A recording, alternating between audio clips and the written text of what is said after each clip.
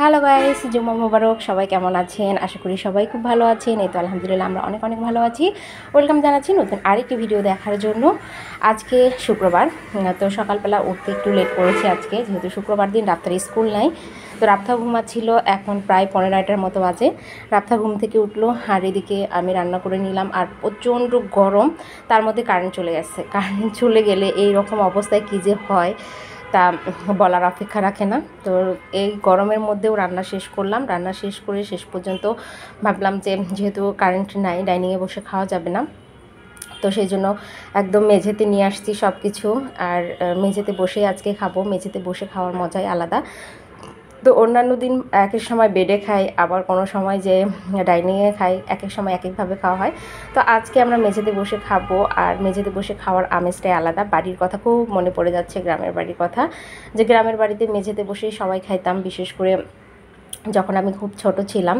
তো সকালবেলা আমার দাদা মানে এই রকম গরমের দিনে রেগুলার পান্তা খাইতো। সে পান্তা মাখাইতো অনেক সুন্দরভাবে, আর আমরা ঘরের মেঝেতে বসে তার মাখানো পান্তা সবাই নিতাম, মরিচ দিয়ে, কাঁচা পেঁয়াজ দিয়ে।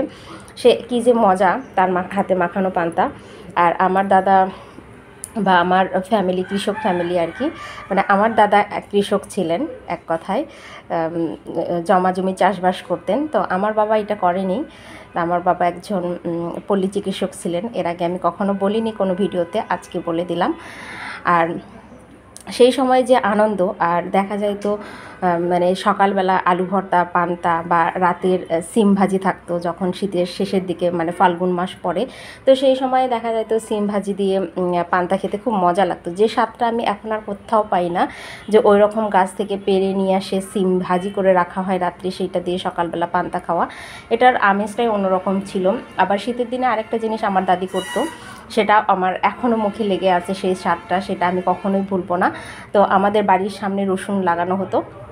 তো রসুনের ক্ষেত থেকে দেখা যাচ্ছে টাটকা কয়েকটা রসুন নিয়ে এসে সেটা ভাতের মধ্যে দিয়ে সেটা ভর্তা করতো। আর সেই রসুন ভর্তা দিয়ে ভাত খেতে যে কী মজা, মানে এটা আমি আসলে বলে বোঝাতে পারবো না। যারা কখনো খাননি তারা কখনোই এই জিনিসটা ফিল করতে পারবেন না। তো এইদিকে আমি কীভাবে মানে বসেছি সেটা আপনাদের সাথে একটু শেয়ার করি। পাতিল টাতিল সব কিছু নিয়ে আসছি। কালকে কিছুটা তরকারি ছিল তরির, আজকে পটল রান্না করেছি। তো সব কিছু নিয়ে বসে পড়েছি, এখন একটু খাবো। আর চার্জার ফ্যান দেবো, দিয়ে খাইতে বসবো। রাতে এখনও মানে ওঠেনি আর কি, ওঠেনি বলতে মানে বেডেই আছে, ব্রাশ ট্রাশ করে শুয়ে আছে। তো সবাই জানেন আমরা সকাল করে ভাতই খাই, তো ভাত নিয়েই বসে পড়েছি। তো সবাই ভালো থাকবেন, সুস্থ থাকবেন। আজকে ভিডিওটা এই পর্যন্ত, আল্লাহ হাফেজ।